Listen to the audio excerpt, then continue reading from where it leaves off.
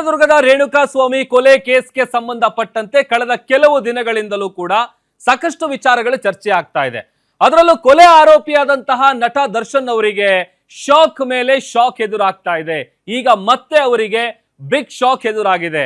ದರ್ಶನ್ ಅವರು ಸಲ್ಲಿಸಿದಂತಹ ಅರ್ಜಿಯನ್ನ ಹೈಕೋರ್ಟ್ ವಜಾ ಮಾಡಿ ಶಾಕ್ ನೀಡಿದೆ.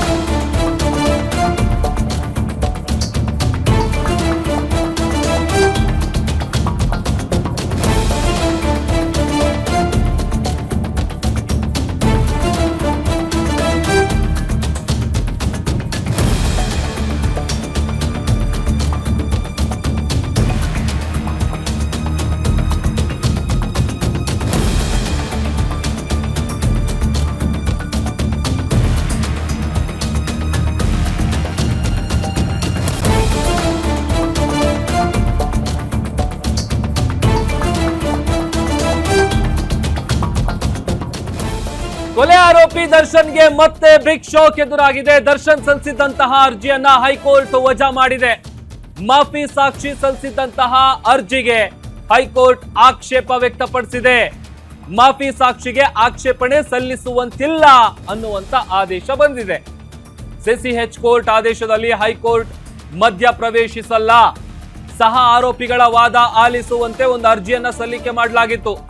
ಅದರಲ್ಲಿ ಪ್ರದೋಷ್ಗೆ ಕ್ಷಮೆ ನೀಡುವ ವಿಚಾರದಲ್ಲಿ ಆಕ್ಷೇಪಣೆಯನ್ನ ದರ್ಶನ್ ಅವರು ಸಲ್ಲಿಸಿದ್ರು. ನಿಮ್ಮ ವಾದವನ್ನ ಯಾವುದೇ ಕಾರಣಕ್ಕೂ ಒಪ್ಪೋದಿಲ್ಲ ಅಂತ ಹೈಕೋರ್ಟ್ ಅಭಿಪ್ರಾಯಪಟ್ಟಿದೆ. ನ್ಯಾಯ ಪ್ರಕ್ರಿಯೆ ಲೋಪ ಆದಂತ ಸಂದರ್ಭದಲ್ಲಿ ಆರೋಪಿಗಳು ಪ್ರಶ್ನೆ ಮಾಡಬಹುದು. ಪ್ರದೋಷ್ಗೆ ಕ್ಷಮೆ ನೀಡಿದ ಮೇಲೆ ನೀವು ವಿಚಾರಗಳನ್ನ ಎತ್ತಬೇಕು. ಈ ಹಂತದಲ್ಲಿ ನಾವು ಮಧ್ಯ ಪ್ರವೇಶಿಸಲ್ಲ ಅಂತ ಹೈಕೋರ್ಟ್ ಹೇಳೋದ್ರ ಮೂಲಕ ದರ್ಶನ್ ಅವರಿಗೆ ಮತ್ತೆ ಇದೀಗ ಬಿಗ್ ಶಾಕ್ ಅನ್ನ ಕೊಡಲಾಗಿದೆ.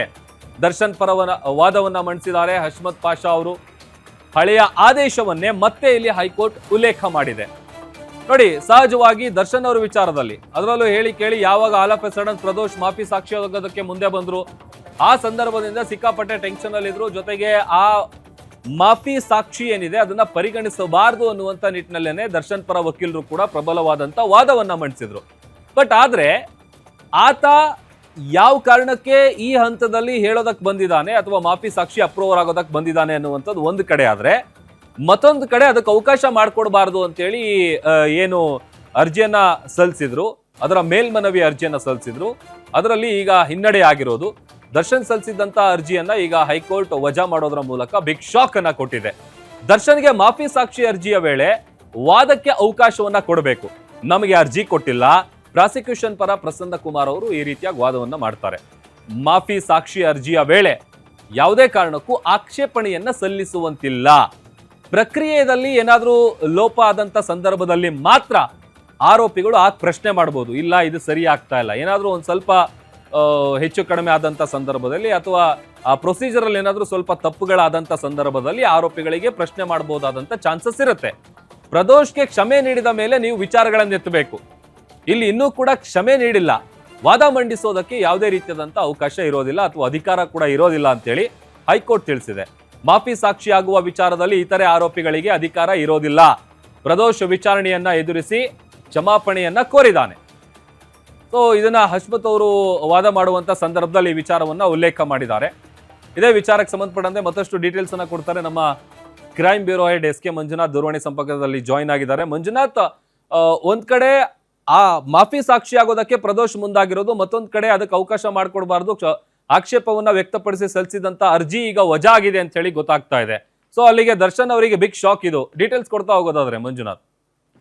ಖಂಡಿತ ಪ್ರಭು, ಏನು ಮಾಫಿ ಸಾಕ್ಷಿ ಅರ್ಜಿಗೆ ಸಂಬಂಧಪಟ್ಟಂತೆ ಏನು ಪ್ರದೋಷ್ ಅರ್ಜಿಗೆ ಆಕ್ಷೇಪ ವ್ಯಕ್ತಪಡಿಸೋದಿರ್ಬೋದು, ಜೊತೆಗೆ ಖುದ್ದು ಅರ್ಜಿ ಅಂದ್ರೆ ಖುದ್ದು ಕೋರ್ಟ್ಗೆ ಹಾಜರಾತಿಗೆ ಸಂಬಂಧಪಟ್ಟಂತೆ ಇವತ್ತು ದರ್ಶನ್ಗೆ ಸಂಬಂಧಪಟ್ಟಂತೆ ಎರಡು ವಿಚಾರಗಳು. ಒಂದು ಸೆಷನ್ಸ್ ಕೋರ್ಟ್ ಅಲ್ಲಿ ನಡೀತು. ಆ ಒಂದು ಖುದ್ದು ಕೋರ್ಟ್ಗೆ ಹಾಜರಾತಿಗೆ ಸಂಬಂಧಪಟ್ಟ ಹಾಗೆ ಒಂದು ತೀರ್ಪನ್ನ ಸೋಮವಾರಕ್ಕೆ ಮುಂದೂಡಿರ್ತಕ್ಕಂಥದ್ದು. ಮತ್ತೊಂದು ಕಡೆ ಹೈಕೋರ್ಟ್ನಲ್ಲಿ 2ವರೆಗೆ ನಿಗದಿಯಾಗಿದ್ದಂತ ಏನು ಒಂದು ಪ್ರಾಸಿಕ್ಯೂಷನ್ ನಲ್ಲಿ ಮಾಫಿ ಸಾಕ್ಷಿ ಕುರಿತು ನಮ್ಮ ವಾದವನ್ನು ಕೇಳಬೇಕು, ಆಕ್ಷೇಪವನ್ನ ಸಲ್ಲಿಸೋದಕ್ಕೆ ಅವಕಾಶವನ್ನ ಏನ್ ನಿರಾಕರಿಸಿತ್ತು ಸೆಷನ್ಸ್ ಕೋರ್ಟ್, ಅದನ್ನ ಮೇಲ್ಮನವಿ ಅಂದ್ರೆ ಪ್ರಶ್ನಿಸಿ ಮೇಲ್ಮನವಿಯನ್ನ ಸಲ್ಲಿಸಲಾಗಿತ್ತು. ಅದರ ವಿಚಾರಣೆಯನ್ನ ಸಂಜೆ ಅಂದ್ರೆ 4:15 ಸುಮಾರಿಗೆ ಹೈಕೋರ್ಟ್ನ ನ್ಯಾಯಮೂರ್ತಿಗಳಾದಂತ ನಾಗಪ್ರಸನ್ನ ಅವರ ಒಂದು ಪೀಠ ವಿಚಾರಣೆಗೆ ಕೈಗೆತ್ತಿಕೊಂಡಿತ್ತು. ಆ ಸಂದರ್ಭದಲ್ಲಿ ದರ್ಶನ್ ಪರ ಹಿರಿಯ ವಕೀಲರಾದಂತವರು ಮಾಫಿ ಸಾಕ್ಷಿ ಕುರಿತಕ್ಕಂಥ ಅರ್ಜಿಯನ್ನ ಒಂದು ಪ್ರಶ್ನೆ ಮಾಡಿದ್ದೇವೆ, ಜೊತೆಗೆ ನಮಗೂ ಸಹ ಅವಕಾಶವನ್ನ ಕೊಡಬೇಕು ಅಂತಕ್ಕಂಥ ಒಂದು ವಾದವನ್ನ ಸಹ ಮಂಡಿಸಿದ್ರು.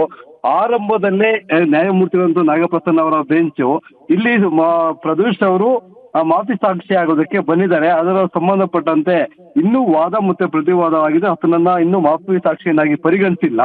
ಅದಾದ ಬಳಿಕ ಆತನ ಪರಿಗಣಿಸಿ ಮುಂದೆ ಏನು ಟ್ರಯಲ್ ನಡೆಯುತ್ತೆ, ಜೊತೆಗೆ ಕ್ರಾಸ್ ಎಕ್ಸಾಮಿನೇಷನ್ ನಡೆಯುತ್ತೆ. ಅದಾದ ನಂತರ ಆತನಿಗೆ ಕ್ಷಮಾಪಣೆಯನ್ನ ಕೊಡಬೇಕು ಬೇಡ ಅನ್ನೋದು ವಿಚಾರಣಾ ನ್ಯಾಯಾಲಯ ತೀರ್ಮಾನ ಮಾಡುತ್ತೆ. ಸದ್ಯ ಆತನಿಗೆ ಯಾವುದೇ ರೀತಿಯಾದಂತಹ ಕ್ಷಮಾಪಣೆಯನ್ನು ಸಹ ಕೊಟ್ಟಿಲ್ಲ. ನೀವು ಆ ರೀತಿಯಾದಂತಹ ಸಂದರ್ಭದಲ್ಲಿ ಲೋಪಗಳು ಬಂದಿದೆ ಅನ್ನೋದನ್ನ ಪ್ರಶ್ನಿಸಬಹುದು. ಈ ಹಂತದಲ್ಲಿ ಯಾವುದೇ ರೀತಿಯಾದಂತಹ ಪ್ರಶ್ನೆ ಮಾಡುವಂತ ಅವಕಾಶವೂ ಇಲ್ಲ. ಜೊತೆಗೆ ಏನು ಸಹ ಕೈದಿಗಳು ಸಹ ಆರೋಪಿಗಳಿದ್ದಾರೆ, ಅವರು ಈ ಒಂದು ಮಾಫಿ ಸಾಕ್ಷಿಯನ್ನ ಪ್ರಶ್ನೆ ಮಾಡುವ ಅಥವಾ ಆಕ್ಷೇಪಣೆ ಮಾಡುವಂತ ಅವಕಾಶ ಇಲ್ಲ ಅಂತಕ್ಕಂಥ ಒಂದು ಪ್ರತಿಕ್ರಿಯೆಯನ್ನ ಕೊಟ್ಟಿರ್ತಕ್ಕಂಥದ್ದು. ಇಲ್ಲಿ ಮತ್ತೊಂದು ಪ್ರಕರಣವನ್ನ ನಾಗಪ್ರಸನ್ನ ಅವರ ಪೀಠ ಉಲ್ಲೇಖಿಸಿದೆ. ಅದರಲ್ಲಿ ವಿನಯ್ ಕುಲಕರ್ಣಿ ಅವರ ಕೇಸನ್ನ ತೀರ್ಪನ್ನು ಸಹ ಇದೇ ರೀತಿಯಾಗಿ ಮಾಫಿ ಸಾಕ್ಷಿಗಳನ್ನ ಪ್ರಶ್ನೆ ಮಾಡಿದಾಗ ಇವರು ಒಂದು ತೀರ್ಪನ್ನ ಪ್ರಕಟಣೆ ಮಾಡಿದ್ರು. ಅದು ಸುಪ್ರೀಂ ಕೋರ್ಟ್ ಕೂಡ ಸಹ ಒಪ್ಕೊಂಡಿತ್ತು. ಹಾಗಾಗಿ ನನ್ನ ಕೊಟ್ಟಿರ್ತಕ್ಕಂಥ ತೀರ್ಪನ್ನು ಸುಪ್ರೀಂ ಕೋರ್ಟ್ ಒಪ್ಕೊಂಡಿದೆ. ಈ ಹಂತದಲ್ಲಿ ನಿಮಗೆ ಈ ವಾದ ಮಾಡೋದಕ್ಕೆ, ಆಕ್ಷೇಪಣೆ ಸಲ್ಲಿಸೋದಕ್ಕೆ ಯಾವುದೇ ರೀತಿಯಂತ ಹಕ್ಕಿಲ್ಲ, ನಿಮ್ಮನ್ನ ಕೇಳಿ ನಾವು ಆದೇಶನ ಕೊಡಬೇಕಾದಂತ ಅವಕಾಶವೂ ಇಲ್ಲ ಅನ್ನೋದು ರೀತಿಯಾಗಿ ಖಾರವಾಗಿ ದರ್ಶನ್ ಅವರ ಪರ ವಕೀಲರಿಗೆ ಒಂದು ಉತ್ತರವನ್ನು ಸಹ ಹೈಕೋರ್ಟ್ ಕೊಟ್ಟಿತ್ತು. ಇದ್ರ ಜೊತೆಗೆ ಏನು ಲೋಪಗಳ ಬಗ್ಗೆ ಮೇಲ್ಮನವಿ ಸಲ್ಲಿಸಬಹುದು, ಆದ್ರೆ ಈಗ ಯಾವುದೇ ರೀತಿಯಂತ ಅಲ್ಲಿ ಲೋಪಗಳಾಗಿಲ್ಲ, ಪ್ರೊಸೀಜರ್ ಎಲ್ಲವೂ ಸಹ ಕರೆಕ್ಟ್ ಆಗಿ ನಡೀತಾ ಇದೆ. ಹಾಗಾಗಿ ಈ ಹಂತದಲ್ಲಿ ನಾವು ಮಧ್ಯ ಪ್ರವೇಶ ಮಾಡೋದಾಗ್ಲಿ ಅಥವಾ ಆ ಪ್ರಕ್ರಿಯೆಗೆ ತಡೆ ಕೊಡೋದಾಗಿರ್ಬೋದು ಅಥವಾ ಸೂಚನೆ ಕೊಡಬಹುದಾಗಿರ್ಬೋದು, ಯಾವುದೇ ಕೊಡೋದಕ್ಕೆ ಆಗೋದಿಲ್ಲ ಅನ್ನೋ ರೀತಿಯಲ್ಲಿ ಈ ಒಂದು ವಾದ ಮತ್ತೆ ಪ್ರತಿವಾದವನ್ನ ಆಲಿಸಿ ದರ್ಶನ್ ಸಲ್ಲಿಸಿದಂತ ಅರ್ಜಿಯನ್ನ ವಜಾಗೊಳಿಸಲಾಗಿದೆ. ಹೀಗಾಗಿ ಏನು ದರ್ಶನ್ ಈ ಹಿಂದೆ ಸಹ ಖುದ್ದು ಕೋರ್ಟ್ಗೆ ಹಾಜರಾಗಬೇಕು ಅಂತಕ್ಕಂಥ ಒಂದು ಮನವಿಯನ್ನ ಸಲ್ಲಿಸಿದ್ರು, ಅದರ ಆದೇಶ ಸೋಮವಾರಕ್ಕೆ ನಿಗದಿಯಾಗಿದೆ. ಆದ್ರೆ ಇಲ್ಲಿ ಒಂದು ಮಾಫಿ ಸಾಕ್ಷಿ ಆದೇಶಕ್ಕೂ ಮುಂಚಿತವಾಗಿ ತಮ್ಮ ವಾದವನ್ನ ಆಲಿಸಬೇಕು, ಅವಕಾಶವನ್ನ ಕೊಡಬೇಕು ಅಂತಕ್ಕಂಥ ನಿಟ್ಟಿನಲ್ಲಿ ಸೆಷನ್ಸ್ ಕೋರ್ಟ್ ನ ಆದೇಶವನ್ನ ಪ್ರಶ್ನಿಸಿ ಏನ್ ಮೇಲ್ಮನವಿ ಸಲ್ಲಿಸಿದ್ರು, ಅದಕ್ಕೆ ಹಿನ್ನಡೆ ಆಗಿದೆ. ಈಗ ದರ್ಶನ್ಗೆ ಒಂದು ಬಿಗ್ ಶಾಕ್ ಆಗಿದೆ ಅಂತಾನೂ ಹೇಳ್ಬೋದು ಪ್ರಭು. ಓಕೆ, ಥ್ಯಾಂಕ್ ಯು ಮಂಜುನಾಥ್ ನಿಮ್ಮೆಲ್ಲ ಡೀಟೇಲ್ಸ್ಗಾಗಿ.